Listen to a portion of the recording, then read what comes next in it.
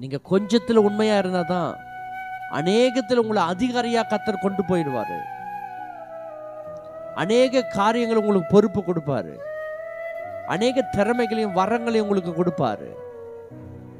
அநேக இடத்துல கர்த்தர் உங்களை பயன்படுத்துவார். நீங்க வாய்ப்பு கேட்க வேண்டாம், வாய்ப்பு உங்களை தேடி வரும்.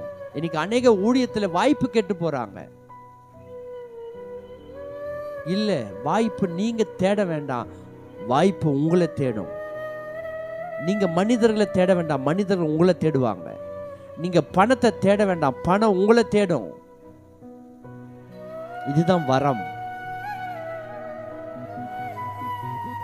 நீங்க உண்மையா இருங்க. எந்த விஷயத்திலும், குடும்ப விஷயமா, தொழில் விஷயமா, வேலை விஷயமா, அது ஊழியமா, அது கர்த்தருடைய வேலையா, உண்மையா செய்யுங்க.